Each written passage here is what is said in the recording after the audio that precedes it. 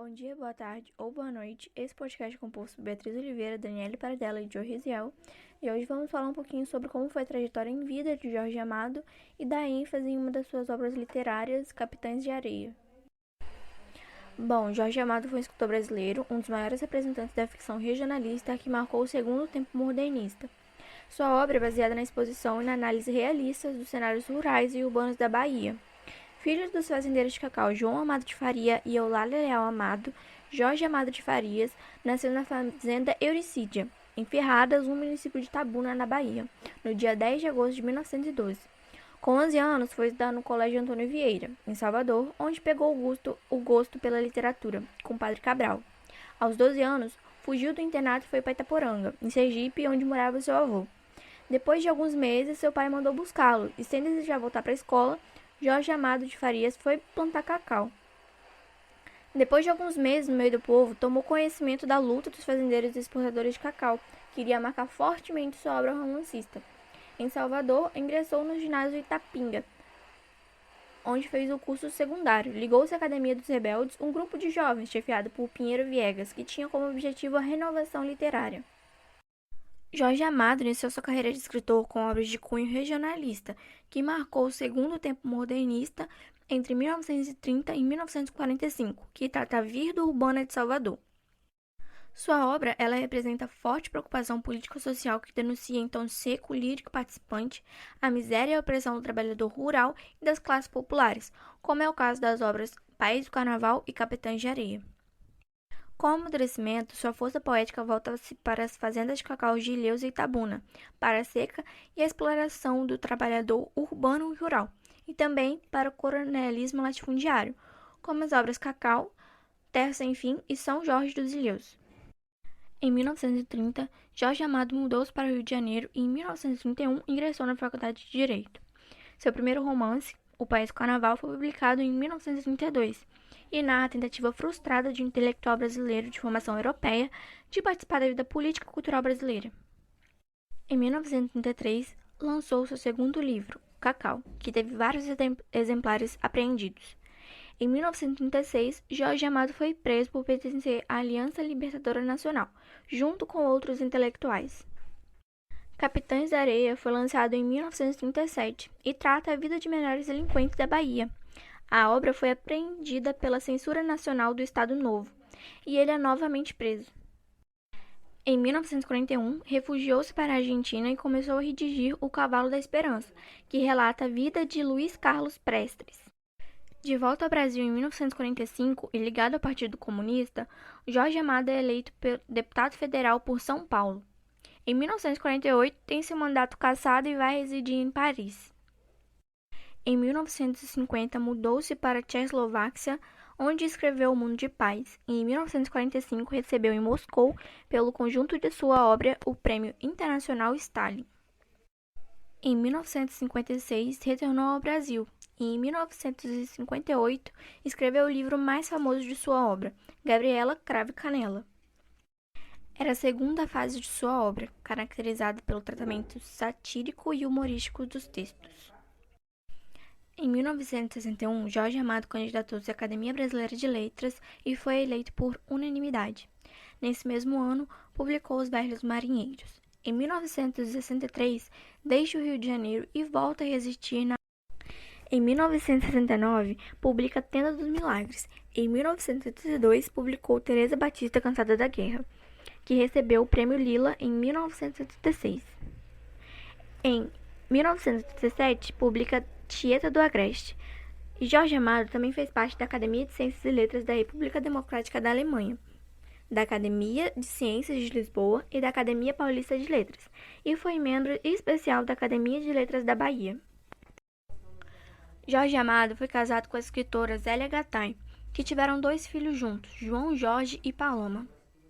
Entre suas obras adaptadas para televisão, cinema e teatro estão Dona Flor e seus 2 maridos, Gabriela Cravo e Canela, Tenda dos Milagres e Tieta do Agreste. Jorge Amado faleceu no dia 6 de agosto de 2001. Seu velório foi realizado no Palácio da Aclamação em Salvador, e suas cinzas foram colocadas ao pé de uma mangueira em sua casa na Bahia. Agora vamos tratar um pouquinho sobre sua obra literária Capitães de Areia. Bom, quanto ao livro Capitães da Areia. No início da obra, há uma série de reportagens fictícias que explicam a existência de um grupo de menores abandonados e marginalizados que aterroriza a cidade de Salvador e é conhecido por Capitães da Areia. Após essa introdução, se inicia a narrativa que gira em torno das peripécias desse grupo, que sobrevive basicamente de furtos. Porém, apesar de certa linearidade, a história é contada em função dos destinos de cada integrante do grupo, de forma a montar um quebra-cabeça maior. O chefe do grupo, Capitães da Areia, é um jovem chamado Pedro Bala, filho de um grevista morto no cais. Ele tinha ido parar na rua por volta dos 5 anos de idade e desde jovem já se mostrava corajoso e o mais capacitado a se tornar o líder das crianças. O grupo ocupava um trapiche abandonado na praia e era formado por mais de 50 crianças, sendo que algumas vão sendo apresentadas aos poucos durante a narrativa. Uma delas era o professor, que sabia ler e passava as noites lendo livros à luz de velas. Outro personagem que compõe o grupo é Gato, conhecido assim por ser tido como um dos mais bonitos ali. Sendo muito vaidoso, ele tentava andar arrumado na medida do possível e de acordo com a sua realidade de menino de rua. E Gato também ele se apaixona por uma prostituta chamada Dalva, que irá ter um romance com o jovem após ser abandonada por seu amante. Outro personagem que merece destaque é Sem Pernas, um menino amargo que odiava tudo. Por ser manco, às vezes era usado nos assaltos a casas. Ele batia nas portas dizendo que era um órfão aleijado e pedia ajuda. Ganhando a confiança dos moradores, ele descobriu o que tinha de valor na casa e depois relatava aos capitães da areia. Por fim, outros personagens são Volta Cega, que se dizia afilhado de Lampião, Pirulito, um menino de forte convicção religiosa que irá abandonar o roubo, Boa Vida, jovem esperto e que se contenta com pouco, e João Grande, que tinha o respeito dos demais do grupo por sua coragem e tamanho. Ao lado desses personagens centrais que formam o grupo, encontra-se ainda o padre José Pedro, que era amigo dos meninos e procurava cuidar deles da forma que considerava mais correta, e a mãe de santo, Dona Aninha. Em certo momento da narrativa, Varila passou a assustar os moradores da cidade. Um dos meninos do grupo contraiu a doença e foi internado. Nessa altura, surge Dora e Zafuinha, cuja mãe também morreu por causa da varíola, e eles passaram a integrar o bando. Certo dia, alguns dos meninos foram pegos em um assalto, mas foram protegidos por Pedro Bala, e somente ele e Dora foram levados presos. Ela foi levada para um orfanato, enquanto Pedro Bala foi torturado pela polícia e mantido preso em uma solitária por 8 dias.